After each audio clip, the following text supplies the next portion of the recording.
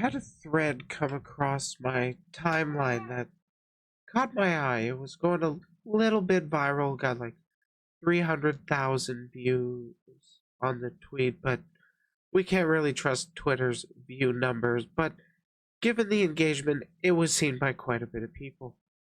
Anyways, the thread itself is talking about how taking breaks for live streamers can actually have a pretty huge impact on, what you actually, or it has a big impact on your channel. And before I dive into really my thoughts about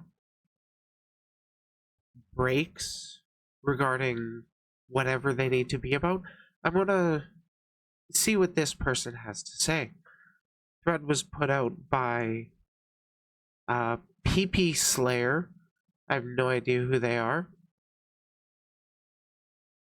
But the thread reads, I don't think many stream watchers realize just how devastating it is for small indie VTubers to be forced into even 1 week of hiatus, either due to health or tech issues. I see many times the go-to response to someone is this issue is, quote, take a break, your health comes first, end quote. Which is a nice sentiment, but the majority of us will not do this until we literally can't go on anymore. Truth is, as a streamer, you're an on-demand entertainer with millions of competitors and working to gain an audience that takes 24/7 work. And yes, it is a bit silly to think that all your viewers will move on if you take 2 days off. That fear in itself isn't completely unfounded. In the end, all I'm trying to say is that with this post is that it's really not as easy as just take a break forehead. Now,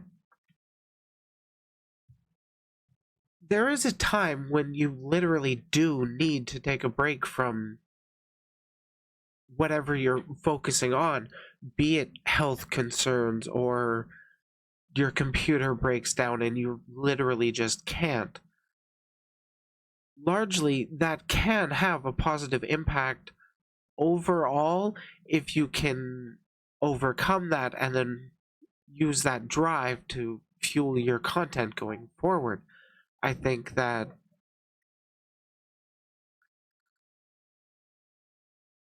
there is a big issue that comes with just taking that break. With Twitch streamers, I've been out of Twitch for a while. I'm not exactly sure regarding all this, so grain of salt. But largely, from what I remember, there are some people that will pop into your stream to just hang out for a bit. They start to get to know you. They get a little accustomed to your schedule. You start seeing them in chat a bit more.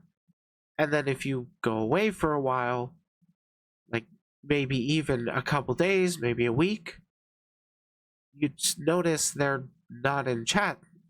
They've kind of moved on, I guess. Sometimes it's the fact that, if I remember correctly, if you're not engaging with Twitch streamers over, like, if you haven't engaged with them in 90 days, they turn off all notifications of that channel. So if you just kind of step away, like as a viewer, if you step away from Twitch for a while, or even you just kind of forget about your current interest of VTuber, it can be that simply Twitch doesn't let them get seen because people forget to turn the notifications back on about that. And it is a competitive market. We all are competing against each other for people's entertainment. Or we're competing against each other for people's attention using entertainment.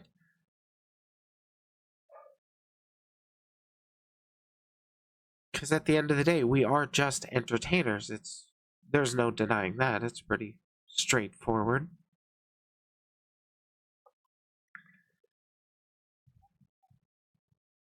When I take bits of breaks from YouTube, like I do try to be uploading one video a day, Monday to Friday, and then stream on the weekends.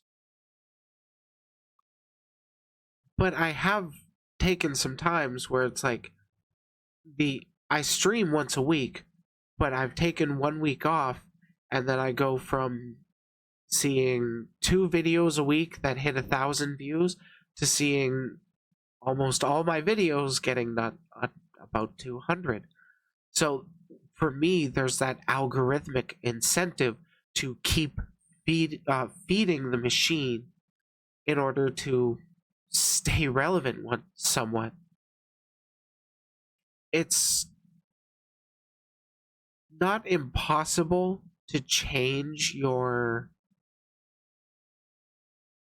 schedule of release for content, I guess, when you stream, when you release videos.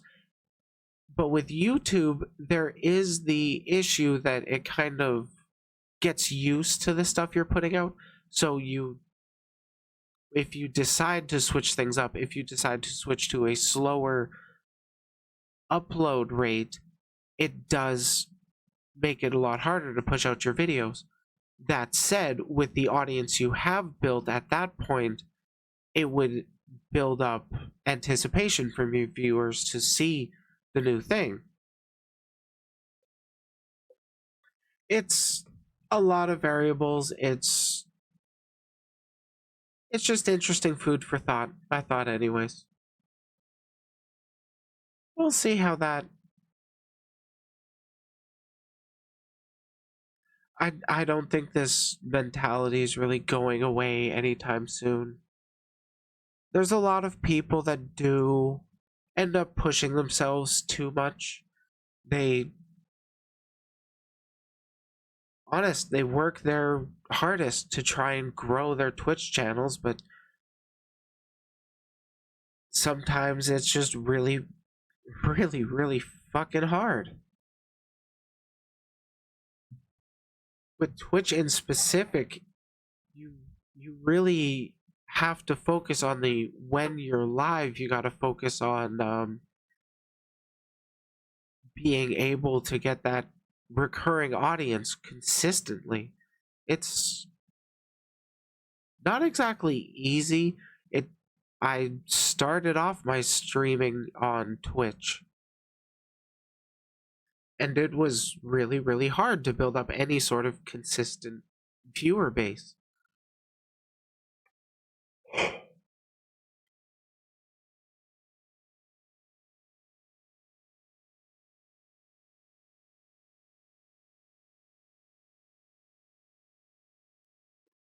How can people grow on Twitch? That's the burning question for me. I think the best way for Twitch streamers to actually get their name out there would be highlighting them clips. You put your clips out there so people can get an idea of what your streams are like, rather than just posting, hey, I'm live, go check me out. That does have some kind of effect. Like, it can bring in the occasional viewer, but the majority of your viewers are likely not going to be checking on your streams from your Twitter advertisements.